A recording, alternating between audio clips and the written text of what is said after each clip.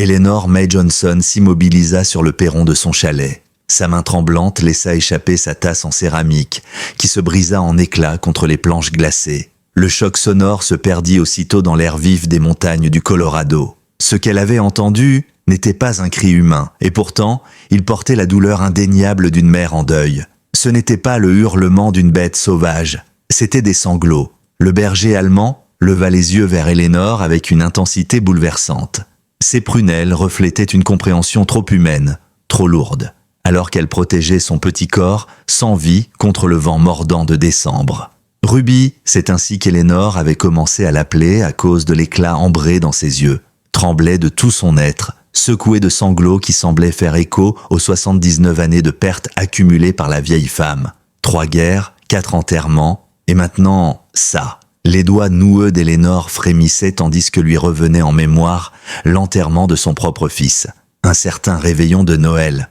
Les parallèles étaient trop clairs pour être ignorés, trop cruels pour être supportés. « Seigneur, pas encore !» murmura-t-elle, sa respiration se transformant en cristaux dans l'air glacé. Pas un autre Noël. Ses lèvres blêmies formèrent une autre question plus amère. Qui abandonne une mère allaitante en pleine tempête? Et surtout, combien de temps leur restait-il? Laissez un j'aime si cette histoire vous touche et partagez vos impressions dans les commentaires en nous disant de quelle ville vous nous regardez. On continue la suite. Eleanor May Johnson avait traversé plus d'hivers que la plupart des gens ne vivaient d'années, mais jamais un comme celui-ci. À 79 ans, avec des mains qui tremblaient plus du poids des souvenirs que du froid, et un cœur qui ratait parfois des battements comme un vieux disque rayé, elle se tenait seule devant son chalet hérité de famille, observant les nuages lourds s'amonceler au-dessus des contreforts rocheux. Le présentateur météo avait annoncé un Noël blanc. Mais ce qu'elle voyait ressemblait davantage à un linceul de glace et de vent. La cabane elle-même portait l'empreinte de toute sa vie. Les couches de peinture écaillées, les planches rafistolées, les traces des 57 hivers qu'elle avait affrontés avec son défunt mari, Thomas. C'était lui qui avait construit cette maison en 1949, juste avant de partir pour la Corée. Ensemble, ils y avaient enterré 3 générations de rêves. Sur la table de cuisine s'étalaient d'autres cicatrices.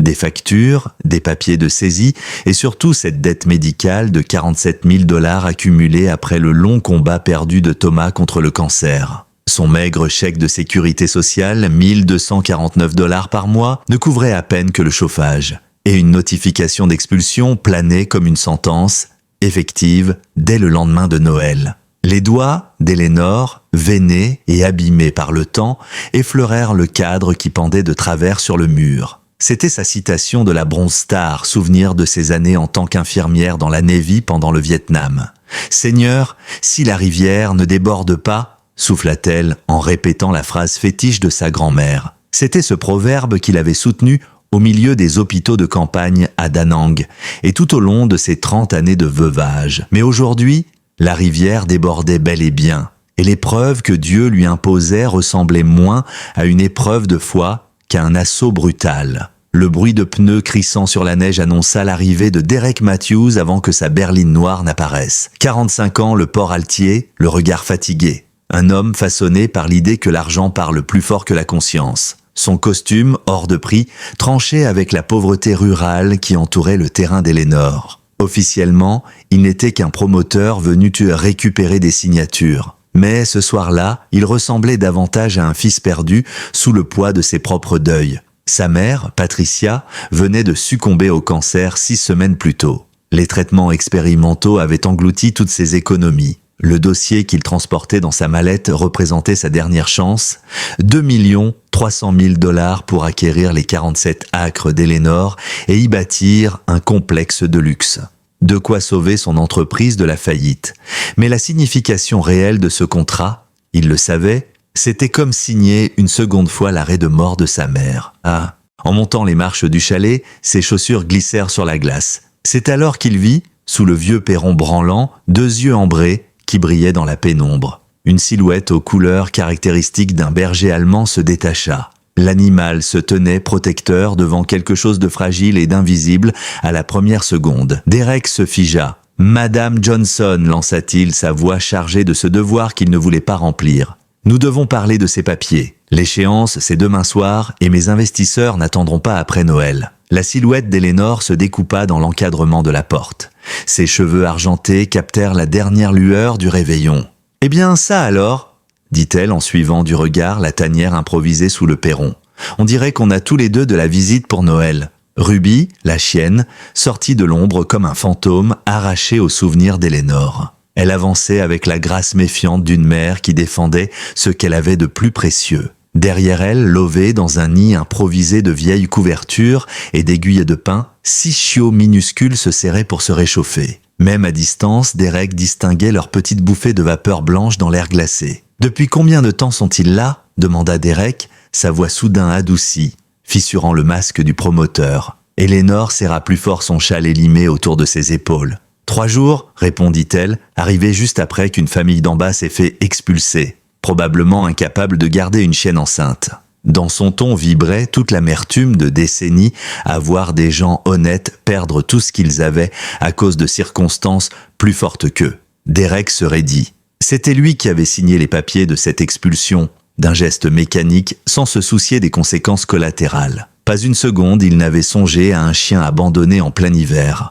Ruby, elle, le fixait avec la méfiance d'un animal qui avait trop souvent appris que la gentillesse humaine s'accompagnait d'un prix. Quand il fit un pas vers les chiots, elle se plaça immédiatement entre lui et sa portée, un grondement sourd montant de sa poitrine comme un tonnerre lointain. « Doucement, ma belle !» dit Éléanore en s'agenouillant malgré ses genoux douloureux. « Celui-ci a peut-être l'air d'un problème, mais il mord moins qu'il n'aboie. Enfin, j'espère. » Elle tendit la main lentement pour que Ruby puisse humer son odeur avant de caresser doucement sa tête. Derek consulta son téléphone, grimaçant devant l'écran. Le service animalier est fermé jusqu'au lendemain de Noël. Équipe réduite pour les fêtes. Il leva les yeux vers Elénore, puis vers la petite famille blottie sous le perron. Ils ne peuvent pas rester dehors. Pas avec 20 degrés sous zéro cette nuit. Elénore planta son regard dans le sien, aussi ferme que lorsqu'elle dirigeait jadis des infirmeries de campagne. « Et vous suggérez quoi, monsieur Matthews ? Mettre 6 chiots dans votre chambre d'hôtel 5 étoiles ?» L'accusation resta suspendue entre eux, lourde comme le ciel chargé de neige au-dessus de la montagne. Derek sentit son costume lui peser comme une armure encombrante. Cette cabane, ce froid, ces animaux, tout l'éloignait de son univers habituel de salle de conseil et de contrats glacés. « Écoutez, dit-il en se frottant le front, je ne suis pas un monstre. 17 familles dépendent de ce projet. J'ai des investisseurs qui veulent des résultats. Si je ne livre pas les documents demain soir, je perds tout. » Sa voix se brisa légèrement sur le dernier mot, trahissant une détresse qu'il n'avait pas voulu montrer. Éléanore observa longuement son visage, y retrouvant quelque chose de familier. « Votre mère vous a mieux élevé que ça, mon garçon. » Les mots frappèrent Derek comme une gifle. Oui, Patricia Matthews l'avait mieux élevé. Jusqu'au bout, malgré la maladie, elle avait donné son temps aux autres. Elle passait ses derniers mois à l'abri pour animaux de la ville, lisait aux chiens abandonnés, soignait les chats errants, même quand le cancer l'épuisait. Elle répétait toujours « On mesure un être humain à la façon dont il traite ceux qui n'ont rien à lui offrir. » « Ma mère est morte », souffla Derek la gorge serrée. « Il y a 6 semaines. » Elénore perdit aussitôt la dureté de son regard. Elle posa une main ridée sur son bras, avec la même délicatesse qu'elle avait eue pour Ruby. « Mon pauvre garçon, je suis désolé. Quel âge avait-elle ? » 72, 8 mois de combat, les traitements ont tout englouti. J'ai hypothéqué l'entreprise, la maison, tout. Il détourna le regard, incapable de soutenir celui de la vieille femme. Comme pour sentir ce changement, Ruby relâcha légèrement sa garde. Le plus petit chiot, à peine plus gros que la paume de Derek, gémit faiblement et s'éloigna un peu du nid. Éléanore suivit du regard. « Celui-là, dit-elle doucement, je l'appelle Espérance. Je crois qu'il a un problème au cœur. Il tète moins fort que les autres. » Elle observa Ruby, qui aussitôt ramena délicatement le chiot contre son ventre. « Il me rappelle mon fils Michael.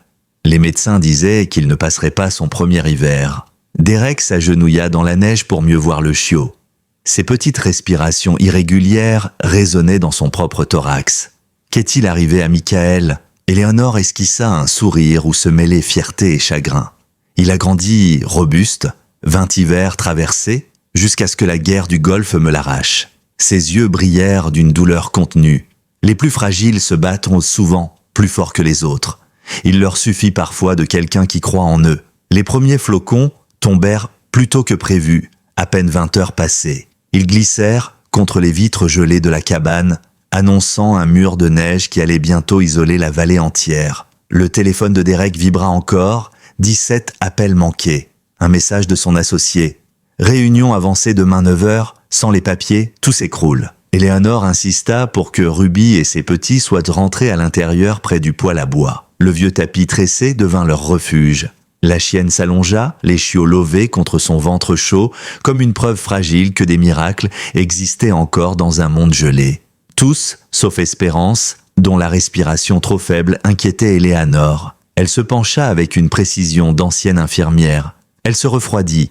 Même avec le feu, ça ne suffit pas. Derek l'observa, remarquant la sûreté de ses gestes. « Vous étiez vraiment infirmière au Vietnam. Da Nang, 1965 à 1967. » confirma-t-elle sans lever les yeux. « J'ai appris vite que ceux qui semblaient les plus mal en point se révélaient parfois les plus combatifs, et que ceux qui paraissaient solides étaient souvent ceux qui avaient le plus besoin d'aide. » Elle lança un regard appuyé à Derek qui détourna les yeux, troublé. Il sortit son téléphone, prêt à composer le numéro de son associé. Un appel, et tout serait terminé. Le refuge animalier prendrait les chiens, Eleanor signerait, l'affaire serait sauvée. C'était le choix rationnel, celui qui préserverait 20 ans de travail. Mais Ruby leva la tête et le fixa. Ses yeux d'ambre semblèrent sonder son âme. Derek se revit enfant sous le regard de sa mère malade qui lisait la souffrance dans ses silences. « Maman disait toujours que les animaux lisaient les âmes », murmura-t-il. Elle affirmait que ce sont eux qui nous choisissent. « Une femme intelligente », répondit Eleanor. Il laissa retomber son téléphone. Elle me traiterait de lâche. Elle me dirait que l'argent n'est que du papier et que le caractère dure toute une vie. Mais c'est facile à dire quand on n'est pas à 3 semaines de perdre tout ce qu'on a construit. La tempête redoubla dehors. Le vent siffla dans les fissures des vitres, faisant vibrer les murs. Derek observa Eleanor qui comptait les bûches comme une avare compte ses pièces.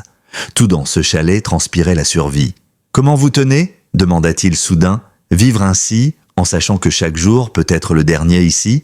Eleanor s'installa dans son vieux fauteuil à bascule.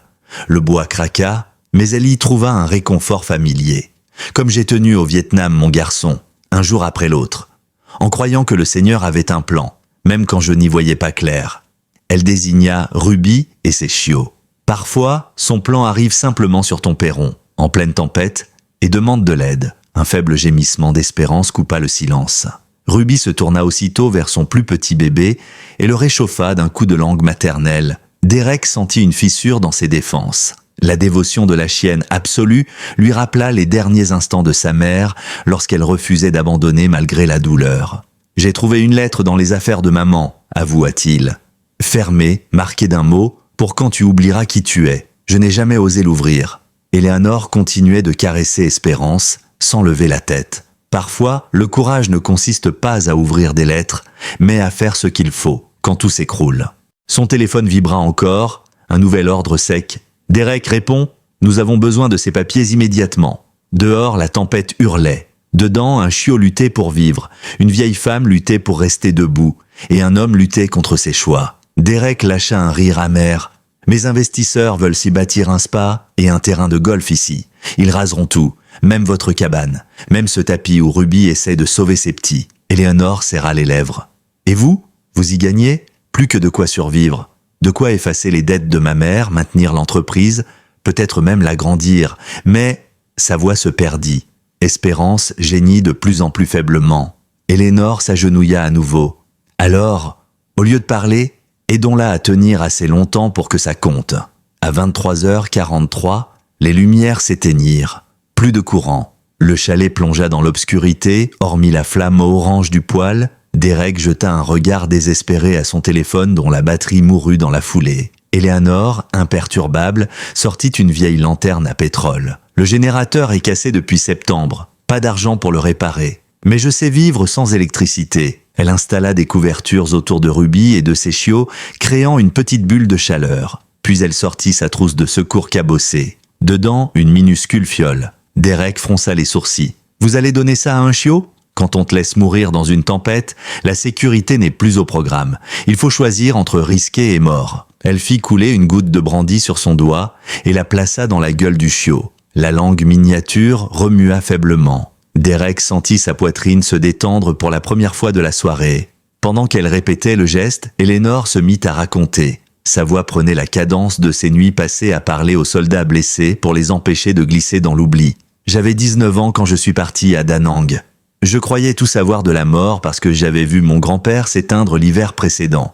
Je pensais que mes cours d'infirmière m'avaient préparé. Puis le premier blessé est arrivé, un gamin d'Alabama, 18 ans à peine, son torse éventré par un éclat. Il n'arrêtait pas d'appeler sa mère. Derek, captivé, demande « Et ?» Eleanor soupira. « Il est mort en me tenant la main, me prenant pour elle. » Ce jour-là, j'ai compris que parfois, la seule chose qui compte, c'est d'être présent, que ce soit pour un soldat ou un chiot. Le feu crépitait, la neige battait les vitres. Derek, qui avait quitté son costume pour enfiler une chemise de flanelle que lui avait tendue Eleanor, se sentait peu à peu dépouillé de son armure. Plus de banquier, plus de promoteur, seulement un homme au chevet d'une vie fragile. « Parlez-moi de votre mère », demanda soudain Eleanor tout en poursuivant son geste minutieux avec espérance. Derek resta silencieux un long moment. Son visage se contracta comme si chaque souvenir ravivait une plaie encore fraîche. Finalement, il parle, sa voix chargée d'émotion. C'était le genre de femme qui se souvenait de chaque anniversaire, même ceux des voisins. Elle gardait toujours une soupe au congélateur au cas où quelqu'un tomberait malade. Et elle ne pouvait pas voir un animal errant sans l'emmener. Il sourit tristement en prenant l'un des chiots vigoureux qui commença aussitôt à mordiller son doigt. Elle répétait sans cesse que la seule monnaie qui comptait vraiment, c'était la gentillesse. Eleanor hocha doucement la tête. Une femme avisée. Elle observa Espérance qui respirait un peu mieux. « Qu'est-ce qui vous a fait changer d'avis alors ?»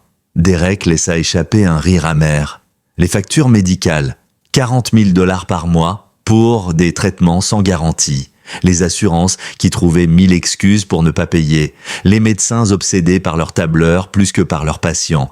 J'ai tout vendu, tout hypothéqué. Et à la fin, elle est quand même partie. Alors non, la gentillesse ne paie pas les chimiothérapies. La compassion ne règle pas les séances de radiothérapie. » Eleanor garda le silence un instant, caressant toujours Espérance.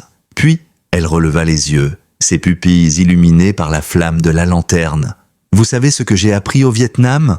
Les médecins qui sauvaient le plus de vies n'étaient pas ceux qui avaient le plus d'argent ou le matériel le plus sophistiqué. C'étaient ceux qui refusaient d'abandonner, ceux qui se battaient pour chaque soldat comme s'il était leur propre fils. » Son ton se fit plus ferme. « Et votre mère n'a pas tenu 8 mois parce qu'elle pouvait se le permettre. Elle a tenu parce qu'elle était de ceux-là. » Ces mots frappèrent Derek en plein cœur. Oui, Patricia Matthews avait refusé de céder. Elle avait vendu ses bijoux, vidé ses économies, tout en continuant à s'occuper des animaux de l'abri parce que, disait-elle, les chiens se moquent que je sois malade. Derek avala difficilement sa salive. Elle m'a fait promettre de ne pas laisser ses dettes détruire ce qu'on avait construit. Elle disait que l'entreprise était son héritage, qu'elle servirait à aider d'autres familles même après sa mort. Mais comment respecter cette promesse sans perdre mon âme ? Eleanor n'eut pas le temps de répondre. Le souffle d'Espérance changea soudain. La petite cage thoracique se soulevait plus régulièrement. Elle laissa échapper un minuscule gémissement. Ruby se redressa aussitôt, léchant son chiot avec frénésie avant de le guider vers le lait maternel. « Eh bien, que Dieu me pardonne !» souffla Eleanor, son visage s'illuminant. « Regarde là !» Elle s'accroche. Derek retint son souffle fasciné, tandis qu'Espérance commençait à téter avec plus de vigueur. Une créature qui, 1 heure plus tôt, semblait condamnée, choisissait soudain la vie. « Elle va s'en sortir ?» demanda-t-il. Eleanor garda une prudente réserve. Trop tôt pour l'affirmer, mais elle se bat, et parfois, c'est tout ce qu'on peut demander. Elle leva vers lui un regard malicieux. Comme certains humains, n'est-ce pas ? La tempête se calmait légèrement, mais les routes restaient impraticables. Derek réalisa que sa voiture devait déjà être ensevelie sous 3 pions de neige. Étrangement, l'idée d'être coincé ici ne l'angoissait plus autant. « Madame Johnson, dit-il avec hésitation, et si je vous proposais autre chose, une solution qui ne passerait pas par une expulsion ?» Eleanor haussa un sourcil. « J'écoute, même si je suppose que vous êtes en train d'halluciner avec ces vapeurs de pétrole. » Derek prit une inspiration. Au lieu d'un complexe de luxe, et si on transformait vos terres en un sanctuaire, un refuge, un lieu où les animaux abandonnés trouveraient un foyer, un endroit qui porterait le nom de ma mère, le Patricia Matthews Memorial Sanctuary. Eleanor resta silencieuse longtemps. Enfin sa voix trembla d'émotion. Ce serait un sacré projet. Vous êtes sûr d'être prêt à ce genre de combat ?» Derek regarda Espérance, toujours accrochée au ventre de sa mère, puis leva les yeux vers Ruby, dont le regard sévère semblait attendre une réponse.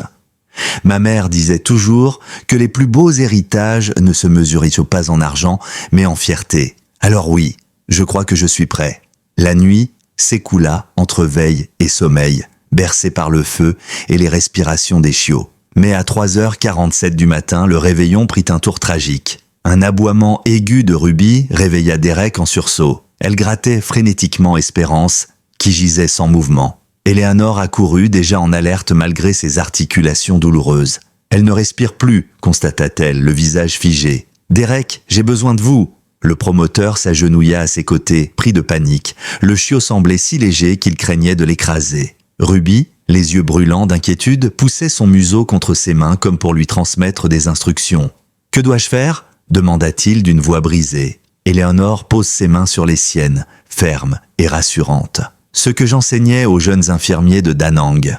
On va lui donner un souffle, on va lui donner un cœur, et on ne s'arrêtera que si elle décide de partir.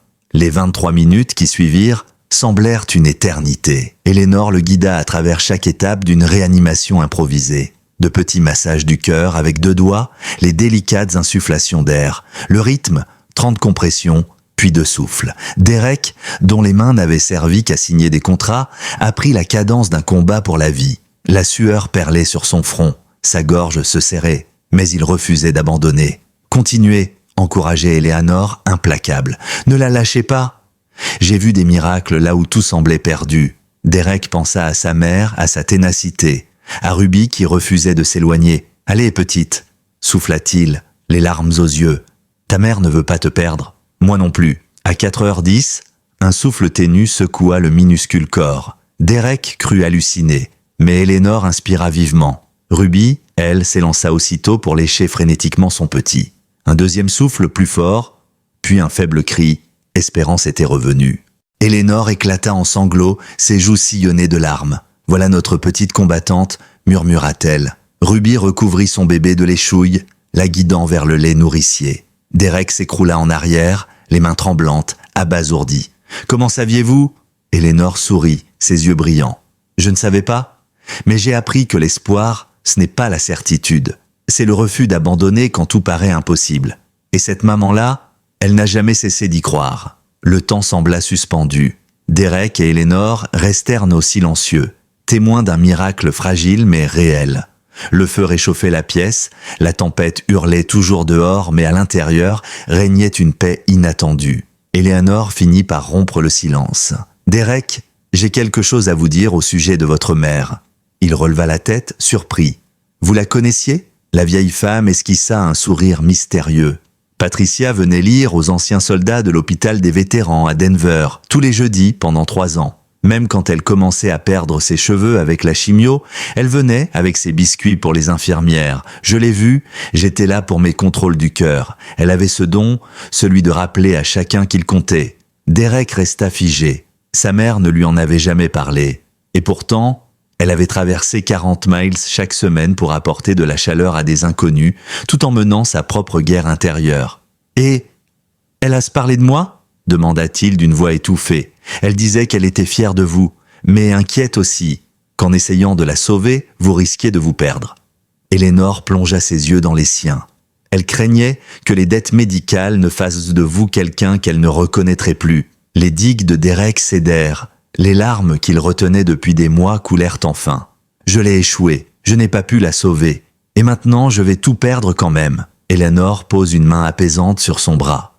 Mon garçon, votre mère n'avait pas besoin d'être sauvée. Elle avait besoin d'être aimée. Et vous lui avez offert ça jusqu'au bout. À cet instant précis, Espérance, désormais plus vigoureuse, têta avec énergie ses petites pattes s'agitant contre le ventre de Ruby. Le reste de la portée se serra contre elle, formant une masse chaude et vivante. Derek essuya ses yeux. « Ce projet de sanctuaire, vous pensez qu'il pourrait marcher ?» Les yeux d'Eleanor s'illuminèrent. Avec 47 acres, il y a largement de quoi bâtir quelque chose. Le chalet peut devenir un bureau. Le terrain en bas, près du ruisseau, pourrait accueillir des enclos, un espace d'entraînement. Ce lieu a toujours été un refuge pour les âmes perdues. Autant le rendre officiel. L'esprit de Derek s'emballa, cherchant les solutions pratiques. Le prêt de développement pourrait être restructuré en prêt pour association à but non lucratif. Avec les avantages fiscaux, les investisseurs trouveraient encore leur compte et votre passé militaire nous ouvrirait des financements spéciaux pour les vétérans. Il inspire profondément. Le Patricia Matthews Memorial Sanctuary pour les anciens combattants et leurs animaux. Eleanor éclata de rire, ses yeux brillants de joie. Eh bien ça, c'est du bon sens. Et Ruby ici pourrait être notre première histoire de réussite. Une mère qui n'a jamais renoncé à ses petits, exactement comme les familles qu'on veut aider. Le vent commençait enfin à faiblir, mais les rideaux de neige continuaient de s'abattre sur la vallée. Derek réalisa que son véhicule était bel et bien enseveli, et que, de toute façon, la route resterait impraticable jusqu'au matin. Pour la première fois depuis des mois, l'impossibilité de rejoindre son monde d'affaires ne lui paraissait pas une condamnation, mais une étrange délivrance. « Madame Johnson, dit-il en se redressant, j'aimerais retirer cette expulsion. Je vous propose plutôt un partenariat. Égalité des parts. Vous comme directrice du sanctuaire, moi à la gestion et au développement. » Eleanor eut un petit éclat de rire qui chassa la fatigue de son visage. « Eh bien, que Dieu me bénisse. Vous êtes bien sûr de vouloir vous embarquer avec une vieille femme butée et une chienne au caractère trempé. » Derek regarda Espérance, maintenant blottie contre ses frères et sœurs, vivante grâce à leur combat commun. « Je crois que nous faisons déjà une bonne équipe, » répondit-il simplement. Mais la réalité revint les frapper de plein fouet. À 6h23 du matin, le téléphone de Derek se ralluma grâce à la recharge fugace qu'il avait glanée avant la panne. Aussitôt, 17 notifications explosèrent sur l'écran, ses investisseurs, son associé Marcus, un déluge de messages paniqués. Le dernier, brutal. « Tout est perdu si tu n'apportes pas les papiers à 9h. » Derek blêmit. Eleanor vit son visage se décomposer. « Qu'y a-t-il, mon garçon ?» Il montra l'écran. « C'est fini. Mon associé a placé le fonds d'urgence en crypto-monnaie sans me prévenir. Il a tout perdu cette nuit. La banque exige le remboursement total du prêt, 23 millions. Et si je ne paie pas d'ici 2 heures, ils saisissent que tout, même votre terrain. » Le silence s'abattit. Même Ruby, attentive, sembla percevoir la gravité de l'instant. Eleanor inspira profondément puis se leva, malgré la douleur dans ses genoux. « Derek, il y a quelque chose que vous devez voir. » Elle disparut dans sa chambre et revint avec une enveloppe jaunie et une petite boîte métallique cabossée. Elle s'assit dans son fauteuil et caressa le couvercle de la boîte. Avant de partir pour la Corée, Thomas m'avait confié ça. Il m'a fait promettre de ne l'ouvrir qu'en cas de désespoir absolu. Elle introduisit une clé minuscule qu'elle portait au cou. À l'intérieur, soigneusement protégé par une toile huilée, se trouvait un document. Derek se pencha et ses yeux s'écarquillèrent. « Une police d'assurance ?» souffla-t-il. Eleanor hocha la tête. Un contrat oublié. Thomas l'avait souscrit en pensant ne jamais revenir. Mais il est revenu. Et moi, j'ai eu peur de l'ouvrir. Aujourd'hui, il s'avère que la valeur actuelle est estimée à 1 800 000 $, intérêt cumulé sur 70 ans. Derek sentit un espoir fou renaître. Mais Eleanor ajouta aussitôt, presque assez pour sauver la mise, presque. Elle sortit ensuite des plans et des relevés topographiques du second dossier. Derek resta bouche bée. « Attendez, ça ne fait pas 47 acres ?» Eleanor eut un sourire rusé. « Non, mon mari et son père ont toujours déclaré moins de surface pour réduire les impôts. En vérité, ce domaine en couvre 132. » Derek calcula à toute vitesse. 132 acres de terrain alpin, avec une estimation correcte et une utilisation réfléchie, cela valait bien plus que les dettes réclamées. Il leva les yeux vers Eleanor. « Pourquoi ne rien avoir dit plus tôt ? Parce que, mon garçon, on ne joue pas toutes ces cartes tant qu'on ne sait pas qui est à la table. J'avais besoin de voir qui vous étiez. » Elle désigna Ruby et les chiots. « Et hier soir, vous avez prouvé que vous étiez du bon côté. » L'idée d'être sauvé l'envahit. Mais il pensa aussitôt à Eleanor. « Mais cet argent est pour vous, votre sécurité, vos soins ?» Elle secoua la tête. « Derek, j'ai 79 ans, un cœur fatigué et plus de famille. Cet argent dans un coffre ne changera rien pour moi. Mais l'utiliser pour sauver des vies, humaines et animales, voilà un héritage qui vaut la peine. » Il sentit sa gorge se serrer. « Vous risqueriez tout pour un sanctuaire, avec un homme que vous connaissez à peine ?» Eleanor planta son regard dans le sien. « J'ai vu comment vous avez combattu pour ce chiot. J'ai vu l'homme que votre mère voulait que vous soyez. Ça suffit pour moi. » À cet instant, Ruby s'approcha de Derek. Elle posa sa lourde patte sur son genou, le fixant de ses yeux d'ambre. Eleanor éclata de rire. les larmes aux yeux. Eh bien, si Ruby vote pour le partenariat, qui suis-je pour dire non? Derek caressa doucement la tête de la chienne. 24 heures plus tôt, elle lui aurait montré les crocs. Désormais, elle l'accueillait dans sa meute. Mais Eleanor avait gardé une dernière révélation. Ce contrat d'assurance a une clause: si la terre est vendue pour un projet commercial dans les 5 ans, l'indemnité est annulée. Thomas voulait s'assurer que ce domaine reste sauvage. Derek laissa échapper un rire sec. Alors même si on voulait vendre au promoteur, on perdrait tout. Exactement. Comme si Thomas avait prévu la tentation.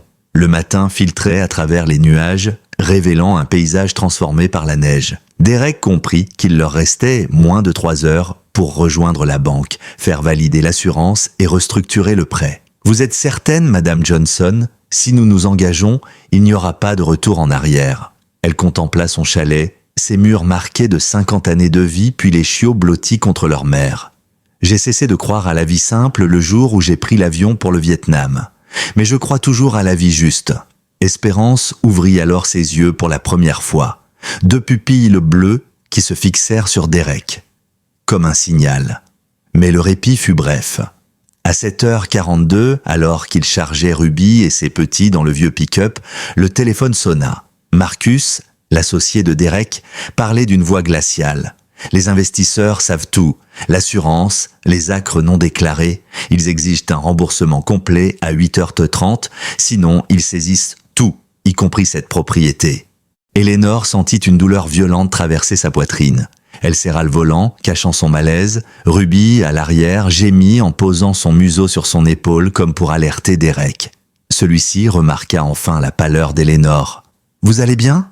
« Juste fatiguée, mentit-elle, mais ses yeux trahissaient la douleur. Le pick-up démarra péniblement, les chaînes mordant la neige. Derek vérifia sa montre. 23 miles à parcourir en moins de 50 minutes sur des routes à moitié ensevelies. Il secoua la tête. Même si on y arrive, l'assurance mettra 2 semaines à libérer les fonds.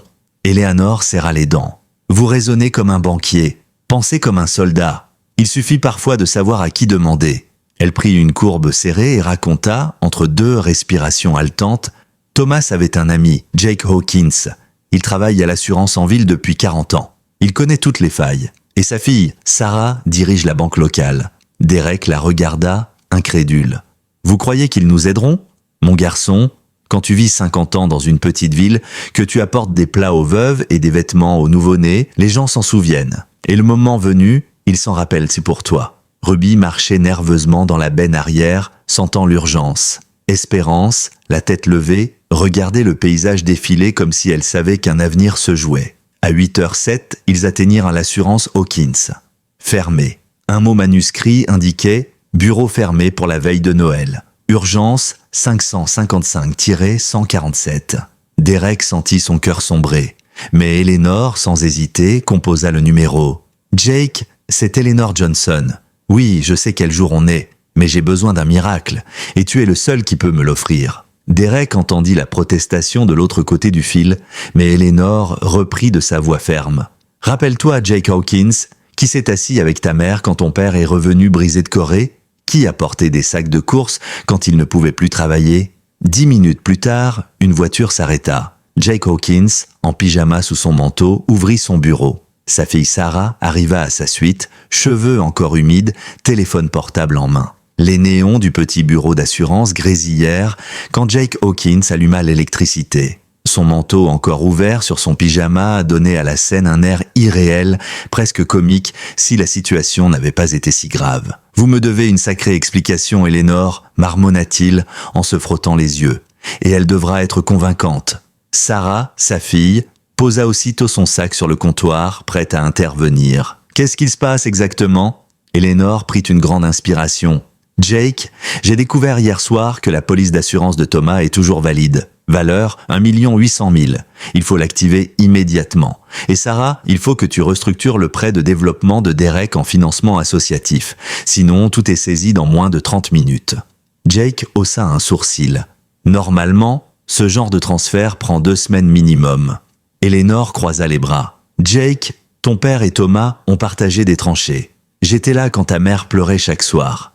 Et qui t'a donné des couvertures quand ton 2e bébé est né en plein hiver? Tu sais que je ne demande pas de miracle à la légère. Jake soupira, mais son regard changea. Il se mit aussitôt devant son ordinateur, ses doigts courant sur le clavier. « Bon, voyons voir. » Oui, les cotisations automatiques ont continué, via un vieux compte oublié. Votre mari avait pensé à tout. C'est impressionnant. Il fit défiler les lignes de code et de chiffres. Il y a une clause d'accélération pour cas de détresse extrême. Cela permet un virement en 2 heures si je réussis à enclencher la procédure en urgence. Pendant ce temps, Sarah travaillait avec une rapidité fébrile sur son portable. Le prêt de développement peut être converti en prêt associatif si vous obtenez le statut d'organisation à but non lucratif. Et avec les avantages fiscaux, les investisseurs auront même un retour plus sûr qu'avec un complexe de luxe. Elle se tourna vers Derek. « Votre mère était volontaire au VA Hospital, n'est-ce pas? Si vous fondez le sanctuaire en son nom, et en y incluant une mission pour les anciens combattants, vous pouvez avoir accès à des fonds fédéraux. Ça change tout. » Derek la fixait abasourdi. « Vous pouvez vraiment faire ça? Si on s'y met maintenant, répondit Sarah. Mais il nous reste à peine 20 minutes. Eleanor sortit encore un document de son vieux carton. Le reste du terrain, celui qui n'apparaît pas dans les registres, est classé zone de protection hydrique, impossible à urbaniser, mais utilisable pour agriculture et activités éducatives. C'est parfait pour l'associatif. Derek secoua la tête, stupéfait. Vous gardiez ça secret depuis toutes ces années? Mon garçon, parfois la survie, c'est savoir attendre le bon moment pour poser sa carte sur la table. À 8h29, une notification s'afficha sur l'écran de Derek. Confirmation bancaire, la restructuration du prêt était validée, l'assurance déclenchée. Ils avaient sauvé la propriété. Derek resta figé, incapable de croire que ce cauchemar se terminait ainsi. Mais en jetant un regard à Eleanor, il comprit que le combat avait un prix. Son visage était livide, sa respiration courte. Elle s'appuyait contre le bureau de Jake, ses doigts étaient tremblants. Sarah, qui avait une formation d'infirmière avant de reprendre la banque, s'approcha aussitôt. « Eleanor, vous devez voir un médecin tout de suite. Vous êtes en train de faire une poussée cardiaque. » Ruby, derrière la vitre, aboya avec insistance, comme pour confirmer. Derek prit doucement le bras d'Eleanor. « Il a raison. Vous m'avez sauvé, maintenant laissez-moi vous sauver. » Sur le chemin de l'hôpital, Eleanor révéla une dernière vérité. Sa voix faible mais déterminée. « Derek, ta mère avait déjà pensé à ce sanctuaire. Dans ses dossiers de bénévolat au VA Hospital, elle avait tout détaillé. Les plans, la mission, même le nom. Elle voulait créer un lieu où les vétérans et les animaux blessés guériraient ensemble. Elle l'avait rêvé bien avant que tu y songes. » Derek serra le volant. C'était son projet, depuis toujours. « Oui, mon garçon, et elle savait que tu le réaliserais, un jour. » Derek sentit ses yeux s'embuer à nouveau. Pourquoi ne m'en a-t-elle jamais parlé? Eleanor ferma les paupières, un sourire paisible sur son visage marqué. Parce qu'elle savait que tu devais d'abord traverser ta propre tempête. 1 an plus tard, Eleanor May Johnson se tenait au milieu de la cour principale du Patricia Matthews Memorial Animal Sanctuary. La neige tombait doucement, mais rien à voir avec le blizzard meurtrier de l'année précédente. Elle observa Derek guider un jeune vétéran, Michael Torres, lors de sa première rencontre avec Courage, l'un des frères d'Espérance. Le chien s'approchait prudemment, sentant l'anxiété de l'homme, mais avec une patience infinie. « Doucement, Michael, disait Derek d'une voix apaisante. Laisse-le venir vers toi, il comprend ta nervosité. » Eleanor sourit. Elle se souvenait de ses propres gestes hésitants quand Ruby était arrivée sous son perron. Aujourd'hui, 47 animaux vivaient ici. Du premier nid de Ruby à un border collie à 3 pattes nommé Triomphe, mascotte officielle du sanctuaire. Chaque recoin du domaine respirait la guérison. Les photos d'adoption réussies tapissaient les murs du chalet rénové, devenu bureau. Son cliché préféré trônait au-dessus du bureau de Derek. Espérance, désormais adulte, vêtue d'un harnais de chien de service, assise aux côtés d'un vétéran en fauteuil roulant. Lucy Chen, la vétérinaire devenue épouse de Derek 3 mois plus tôt, traversa la cour en souriant. « J'ai reçu les résultats », annonça-t-elle à Eleanor. Espérance a officiellement réussi toutes ses certifications. Elle commence son travail la semaine prochaine, auprès d'une dame âgée, Margaret, veuve d'un soldat du Vietnam. Elle a demandé un chien qui comprenne la perte. Les yeux d'Eleanor s'embuèrent. Espérance, le chiot qu'ils avaient ramené de la mort, devenait maintenant un guide de vie. « Cette petite guerrière l'a fait », murmura-t-elle. Ruby, vieillissante mais altière, continuait d'enseigner aux nouveaux arrivants comment se comporter. Elle avait endossé le rôle de sage du sanctuaire. Derek rejoignit Eleanor sur le porche. « Michael partira avec courage pour une semaine d'essai. Son thérapeute pense que s'occuper d'un chien de service lui apportera un cadre. Eleanor hocha la tête, lisant dans les yeux de Michael le même vide qu'elle avait vu chez trop de jeunes soldats. Derek rayonnait d'un calme qu'elle ne lui avait jamais connu. Les permis d'agrandissement sont approuvés. On commencera la construction au printemps pour ouvrir notre premier camp d'été pour famille taureau de militaires. Ruby surgit avec une balle de tennis dans la gueule, quémandant un jeu. Eleanor rit et lança la balle, son cœur gonflé de gratitude. La routine du soir devint bientôt son moment préféré. Derek et Lucy faisaient le tour des enclos, Eleanor s'asseyait dans son vieux fauteuil à bascule et le soleil peignait les montagnes de reflets roses et or. Derek s'installa à ses côtés. « Je me demande souvent ce que maman dirait si elle voyait ça », murmura-t-il.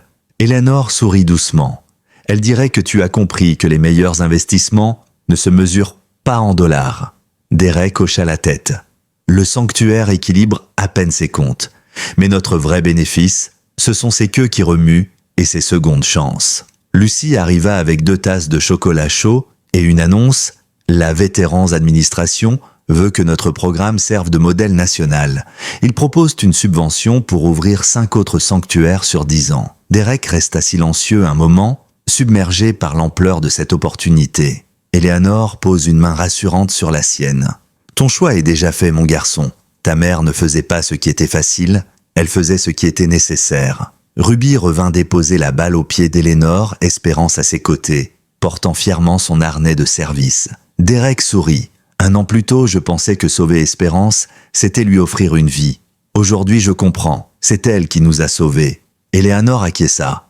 Le vrai miracle de ce Noël-là n'était pas un chiot qui a appris à respirer. C'étaient 2 êtres humains qui ont réappris à espérer. L'hiver suivant, le sanctuaire avait changé de visage. Ce n'était plus seulement un vieux chalet rafistolé, mais un domaine où s'entremêlaient les aboiements de chiens réhabilités, les hennissements de chevaux destinés à l'équithérapie et les rires de familles militaires venues passer un week-end de répit. Là où la neige avait jadis figé l'espoir, on respirait désormais la chaleur de nouvelle vie. Les clôtures brillaient d'un bois fraîchement verni, de larges enclos avaient été construits près du ruisseau et un petit bâtiment flambant neuf servait de centre de formation pour les chiens de service. Eleanor, affaiblie par l'âge et ses douleurs cardiaques, avançait désormais avec une canne. Mais son esprit, lui, n'avait rien perdu de sa vivacité. Chaque matin, elle faisait sa tournée, saluant les bénévoles, encourageant les vétérans qui participaient au programme et caressant chaque animal comme si chacun portait une part de son propre salut. Ruby, malgré son museau qui blanchissait, restait sa fidèle compagne. Elle ne lâchait jamais Eleanor d'une semelle, marchant avec une dignité tranquille qui imposait le respect. Derek, lui, avait profondément changé. Fini les costumes hors de prix et l'arrogance glaciale du promoteur immobilier.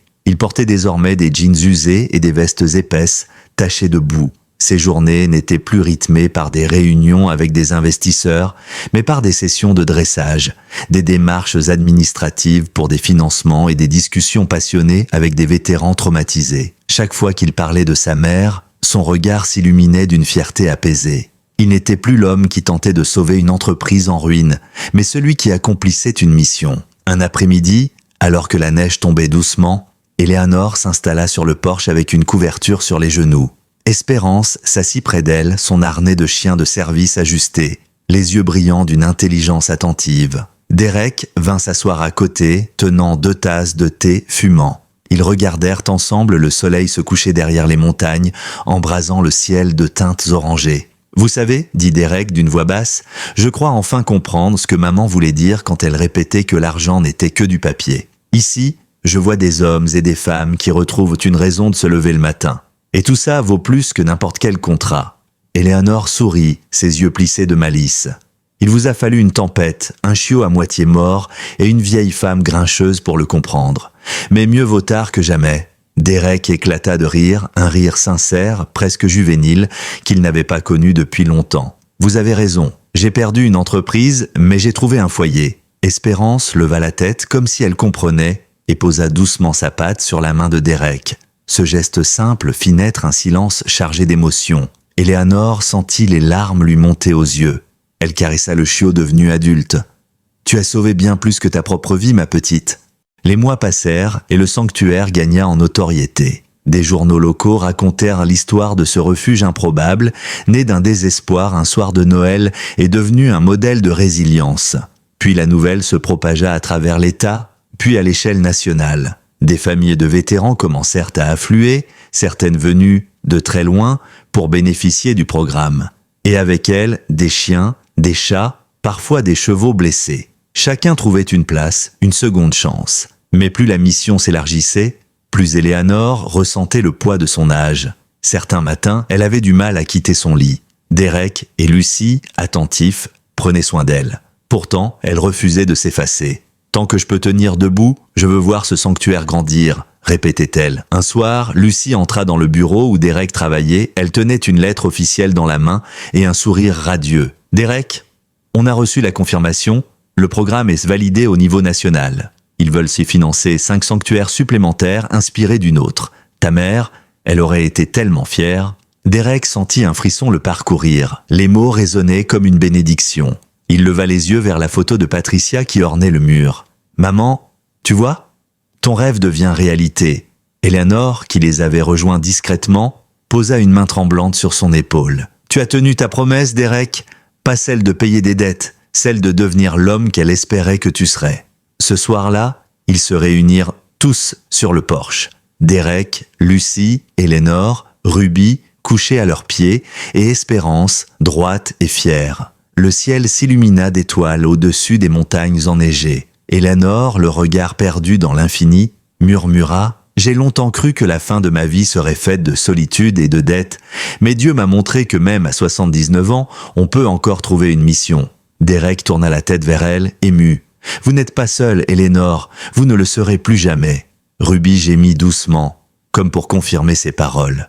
Espérance, elle, poussa un petit aboiement joyeux, levant les yeux vers les étoiles. Le printemps suivant, les premières pousses d'herbe verte recouvraient la neige fondue et le sanctuaire prenait des allures de petit village en pleine effervescence. Les enclos bruissaient de vie, des groupes de vétérans s'occupaient des animaux sous la supervision de bénévoles et des enfants couraient dans les allées en riant, leurs visages illuminés par une innocence que la guerre avait trop souvent arrachée à leurs parents. Derek avait fait venir une cloche en bronze qu'il fit suspendre à l'entrée du sanctuaire. À chaque adoption, à chaque réinsertion réussie d'un animal, quelqu'un la faisait sonner. Son tintement grave et clair résonnait à travers la vallée comme une proclamation de victoire sur le désespoir. Eleanor adorait ce rituel. Chaque fois que la cloche vibrait, elle fermait les yeux, s'imaginant Thomas, son fils Michael, et même Patricia Matthews, tous souriant de là-haut. Elle se disait que leur sacrifice n'avait pas été vain. Mais derrière ces instants de grâce, Eleanor sentait ses forces décliner. Son souffle devenait plus court, son cœur lui jouait de plus en plus de tours. Ruby restait constamment auprès d'elle, la suivant dans ses déplacements lents, posant parfois son museau sur son genou, comme pour lui rappeler qu'elle n'était pas seule. Un soir de juin, alors que le soleil se couchait lentement derrière les rocheuses, Derek la trouva assise sur le banc près du ruisseau, fixant l'eau qui scintillait. Espérance jouait avec les autres chiens un peu plus loin, mais elle revenait régulièrement vérifier qu'Eleanor allait bien. Derek s'assit à côté de la vieille femme. « Vous êtes bien silencieuse », dit-il doucement. Eleanor sourit faiblement. « Je pense à la vie, Derek, à tout ce qu'elle m'a pris, mais aussi à ce qu'elle m'a donné. Si on m'avait dit il y a 2 ans que je finirais mes jours à la tête d'un sanctuaire, entouré d'animaux et de jeunes vétérans en reconstruction, je les aurais traités de fous. Et pourtant... » Sa voix se brisa légèrement. « Pourtant, c'est arrivé. » Derek garda le silence un moment. « Vous savez, Eleanor, je crois que sans vous, je me serais laissé engloutir par la colère et le désespoir. Vous m'avez montré qu'il existait une autre façon d'honorer ma mère. » Eleanor tourna la tête vers lui, ses yeux brillants d'une tendresse maternelle. « Et vous, vous m'avez rappelé que même à mon âge, je pouvais encore bâtir quelque chose. Nous nous sommes sauvés mutuellement, Derek. Ne l'oubliez jamais. » Quelques semaines plus tard, le sanctuaire organisa une grande journée portes ouvertes. Des familles, des vétérans, des journalistes même vinrent découvrir le lieu. La cloche sonna 5 fois dans la même journée, signe de 5 adoptions. Eleanor, assise dans son fauteuil à bascule sur le porche, observait la scène, un plaid sur les genoux. Espérance se tenait à ses côtés, désormais totalement épanouie dans son rôle de chien de service. Ruby, malgré son âge, se mêlait encore aux chiots plus jeunes, leur apprenant les bases de la discipline canine. Lors de son discours de bienvenue, Derek prit la parole devant l'assemblée. Il raconta brièvement l'histoire de ce sanctuaire, comment il avait vu le jour une nuit glaciale de Noël, au milieu de la douleur et du doute. Il parla d'Elénor, de sa force, de son courage. Et lorsqu'il évoqua Espérance, qui trottinait fièrement dans la cour, les applaudissements fusèrent. Elle nous a appris que même dans les pires tempêtes, une petite flamme peut suffire à rallumer l'espoir. Sa voix se brisa légèrement, mais son regard croisa celui d'Elénor, qui lui adressa un signe de tête plein de fierté. Ce soir-là, après la fête, Derek trouva Éléanor dans son fauteuil. Elle avait l'air épuisée, mais sereine. « Derek, dit-elle, il y a quelque chose que je dois mettre par écrit avant qu'il ne soit trop tard. » Elle sortit une enveloppe de sa poche et la lui tendit. Ceci était mon testament. Le terrain, le chalet, les fonds restants de l'assurance, tout revient au sanctuaire. Je veux que vous et Lucie continuiez cette mission. Je veux que chaque animal, chaque vétéran qui franchira ses portes, trouve ce que moi j'ai trouvé. Une raison d'espérer à nouveau. Derek sentit ses yeux s'embuer. « Éléanor, vous allez vivre encore longtemps. » Mais elle l'interrompit en posant une main ridée sur la sienne. « Derek, j'ai vu la mort de près trop de fois pour m'illusionner. Je n'ai pas peur. Ce sanctuaire est à ma manière de continuer à exister, même après mon départ. » Le lendemain, Éléanor eut une alerte cardiaque plus sérieuse. Lucie et Derek la conduisirent d'urgence à l'hôpital. Elle survécut à la crise, mais les médecins furent de clairs. Il fallait qu'elle ménage ses forces. Malgré tout, Éléanor insista pour rentrer chez elle au sanctuaire. « Je préfère passer mes derniers jours là où j'ai vécu mes plus grands miracles. » De retour au chalet, Ruby ne la quitta plus d'une semelle, la chienne sentait l'urgence. Espérance aussi restait couchée au pied du lit, comme si elle savait que son rôle de gardienne allait bientôt devenir encore plus précieux. Chaque soir, Derek et Lucie venaient veiller auprès d'elle, lui lisant des passages des lettres que des vétérans et des familles reconnaissantes envoyaient au sanctuaire. Chaque mot de gratitude redonnait un éclat de joie aux yeux fatigués d'Éléanor. Un soir d'août, Éléanor demanda à Derek d'ouvrir la fenêtre de sa chambre. L'air frais des montagnes entra, chargé de l'odeur des pins et du murmure du ruisseau. « Écoutez, dit-elle, c'est le son de la vie.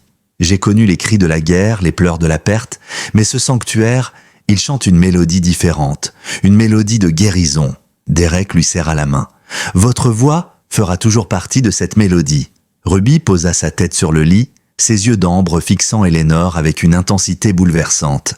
Espérance s'allongea à ses côtés, gémissant doucement. Éléanor caressa les deux chiens avec ses mains tremblantes. « Mes anges, à quatre pattes, murmura-t-elle. Vous avez été les messagers d'un miracle. » Les jours qui suivirent furent teintés d'une étrange quiétude. Éléanor semblait avoir fait la paix avec son destin. Chaque matin, Lucie venait prendre ses constantes, mais la vieille femme balayait les recommandations médicales d'un geste tendre. « Je n'ai pas besoin de chiffres pour savoir que mon cœur est fatigué, ma fille. Ce dont j'ai besoin, c'est de voir ce sanctuaire continuer à respirer. » Derek passait de longues heures à son chevet, souvent en silence. Il avait compris que parfois, le plus grand réconfort ne venait pas des mots, mais de la simple présence.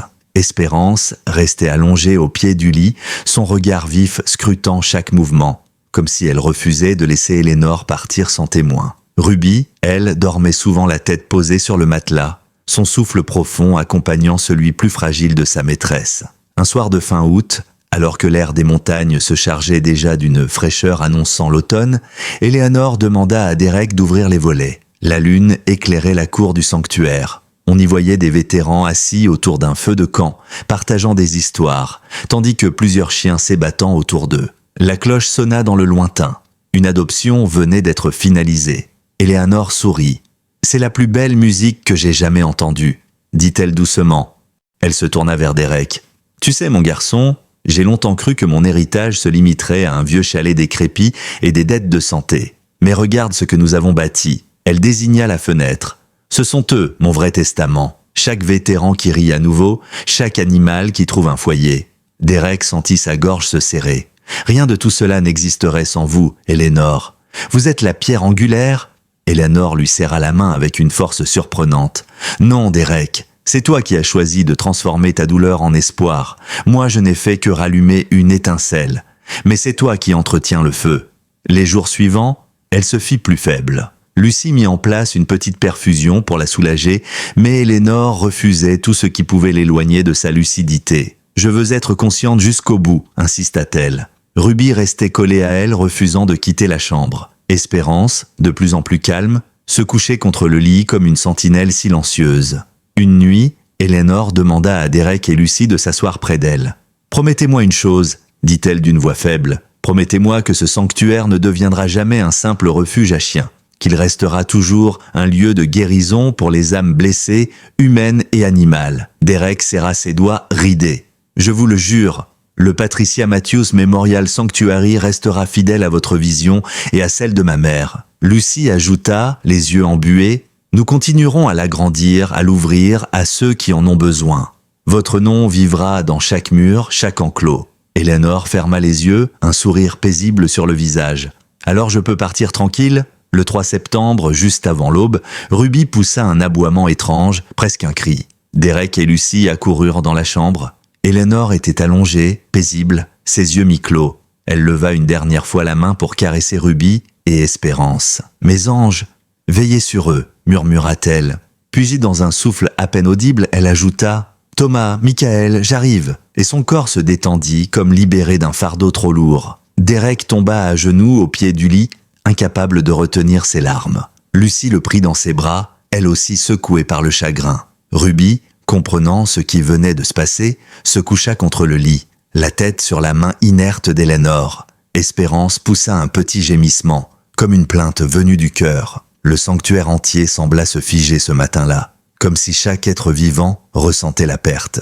Les funérailles eurent lieu quelques jours plus tard, au cœur du domaine qu'elle avait sauvé. Derek fit graver une plaque de bronze qu'il fixa sur un grand rocher à l'entrée. On pouvait y lire « Ici repose Eleanor May Johnson, vétérane, soignante, gardienne des âmes perdues. Elle a transformé la douleur en espoir et l'espoir en sanctuaire. » Autour de la pierre, des vétérans plantèrent un cercle de pins, un arbre pour chaque vie transformée grâce à elle. Ruby assista à la cérémonie, immobile, le regard fixé sur la tombe. Espérance, elle, se coucha au pied du rocher, refusant de bouger jusqu'au coucher du soleil. Les semaines suivantes furent marquées par le vide laissé par Eleanor. Derek avait l'impression qu'il manquait une voix, une présence rassurante dans chaque recoin du sanctuaire. Pourtant, il se rappela les mots qu'elle lui avait confiés. « Tu entretiens le feu ». Alors il se remit au travail avec encore plus de détermination. Lucy l'épaula dans chaque démarche. Espérance fut affectée officiellement à une veuve de vétéran, Margaret, mais elle revenait régulièrement au sanctuaire pour participer aux séances collectives. Ruby, vieillissante, devint la doyenne incontestée du lieu, une figure de sagesse canine que tous respectaient. Un soir d'octobre, Derek resta longtemps devant la plaque d'Eleanor, le vent soufflait doucement et il lui sembla entendre sa voix. « Ne t'arrête pas, mon garçon, l'espoir n'a pas de fin. » Il leva les yeux vers les étoiles, une larme coulant sur sa joue. « Je continuerai, Eleanor. Je continuerai jusqu'à mon dernier souffle. » Le sanctuaire se développa encore. Les extensions furent construites, les programmes d'équithérapie lancés. Des vétérans témoignaient à la télévision, des enfants venaient en colonie de vacances et la Veterans Administration confirma la création de plusieurs antennes dans d'autres États. Le nom d'Eleanor Johnson et celui de Patricia Matthews devinrent synonymes d'une nouvelle approche de la guérison, celle qui unissait les êtres brisés, humains et animaux, dans une même reconstruction. Mais au cœur de cette expansion, Derek n'oublia jamais la scène de ce Noël glacé où tout avait commencé. Une vieille femme au cœur fatigué, une chienne nommée Ruby et un chiot minuscule qui avait refusé de mourir. Espérance, devenue un symbole vivant, rappelait chaque jour que les plus petites flammes pouvaient éclairer les nuits les plus sombres. Les années passèrent et le Patricia Matthews Memorial Animal Sanctuary devint une référence à l'échelle nationale. Ce qui n'avait été qu'un vieux chalet perdu dans les Rocheuses était devenu un symbole d'espérance. Des journalistes, des associations, même des responsables politiques venaient visiter le lieu, fascinés par cette rencontre improbable entre une vétérane âgée, un promoteur ruiné et une chienne abandonnée. Chaque article, chaque reportage revenait toujours à la même image, celle d'un chiot minuscule qu'on avait baptisé Espérance et qui avait refusé de mourir. Espérance, désormais adulte et parfaitement formée, travaillait auprès de Margaret, la veuve de vétéran qui avait tant attendu un compagnon capable de comprendre son chagrin. Mais régulièrement, elle revenait au sanctuaire pour participer aux séances collectives avec d'autres anciens soldats. Son simple regard, sa présence, suffisait à apaiser des hommes et des femmes qui portaient encore les cicatrices invisibles de la guerre. Ruby, de son côté, vieillit lentement. Son museau devint presque entièrement blanc. Ses pas plus lourds, mais sa dignité resta intacte. Jusqu'à son dernier jour, elle resta la gardienne du sanctuaire, l'ombre fidèle d'Elénor que tous respectaient comme une doyenne silencieuse. Le sanctuaire résonnait de vie. Des rires d'enfants, des aboiements joyeux, des sabots résonnant dans la terre humide des paddocks et la cloche de bronze qui sonnait encore et encore, marquant chaque adoption comme une victoire supplémentaire. Derek, désormais marié à Lucy, avait trouvé une paix qu'il n'avait jamais cru possible. Sa vie n'était plus dictée par les chiffres et les contrats, mais par la certitude de continuer l'héritage de sa mère et celui d'Elénor. Et pourtant, certains soirs, quand la nuit tombait sur les montagnes enneigées, Derek s'asseyait devant la plaque de bronze d'Elénor et lui parlait comme à une vieille amie. « Tu vois, on continue, Elénor. On tient la promesse. Chaque jour, quelqu'un retrouve une raison d'espérer grâce à toi. » Et parfois, dans le silence de la nuit, il lui semblait entendre le bruissement de sa voix. « L'espoir n'a pas de fin, mon garçon. » Le sanctuaire n'était pas seulement un lieu pour les animaux abandonnés, ni seulement un centre pour vétérans traumatisés. Il était devenu un pont entre deux mondes brisés, un endroit où la fragilité devenait force et où la douleur se transformait en mission. Ce qui avait commencé comme une lutte pour sauver un chiot agonisant dans un blizzard de Noël s'était mué en un héritage plus vaste que tout ce que Derek aurait pu imaginer. Et maintenant, c'est à toi qui écoutes cette histoire que revient la question. Quand as-tu, pour la dernière fois, choisi la compassion plutôt que la facilité ? Quand as-tu préféré tendre la main plutôt que détourner le regard ? Car ce sont ces choix-là, souvent invisibles, qui bâtissent les sanctuaires de demain. Pas les briques ni les clôtures, mais les gestes de bonté répétés, les actes de foi en l'autre, même quand tout semble perdu. Peut-être que tu n'auras jamais à sauver un chiot dans une tempête. Peut-être que tu ne te retrouveras jamais avec un prêt de 23 millions à honorer, mais chaque jour, tu croises des regards qui portent le poids de leur propre bataille. Et parfois, une parole, une main tendue suffit à ranimer une flamme vacillante. Eleanor l'avait compris, Patricia aussi. Et Derek avait appris à son tour que les héritages les plus puissants ne sont pas faits d'argent ou de terre, mais d'amour transmis et de courage partagé. Alors, réfléchis. Quel souvenir veux-tu laisser derrière toi ? Quelle trace veux-tu graver, non pas dans la pierre, mais dans le cœur de ceux qui viendront après toi ? Car l'histoire d'Espérance, d'Eleanor et de Derek n'est pas seulement un conte de Noël. C'est un rappel que les plus grands miracles prennent racine dans les gestes les plus simples. À 79 ans, Eleanor May Johnson avait cru que sa vie n'était plus qu'une succession de pertes. Elle s'était trompée. Ses dernières années furent ses plus fécondes. Son sanctuaire continue d'exister, ses paroles résonnent encore, et son héritage vit dans chaque adoption, dans chaque vétéran qui retrouve un sourire, dans chaque chiot qui apprend à courir. Alors, la prochaine fois que tu hésiteras entre l'indifférence et la bonté, souviens-toi de cette histoire. Souviens-toi qu'un chiot minuscule, une vieille femme fatiguée et un homme au bord du gouffre ont prouvé qu'il n'est jamais trop tard pour choisir l'espoir. Et maintenant, je te pose la question. Quel sanctuaire porteras-tu dans ton cœur ? Quelle lumière décideras-tu de laisser allumer quand tout semblera s'éteindre autour de toi ? Car parfois, les plus petites flammes suffisent à éclairer l'obscurité du monde.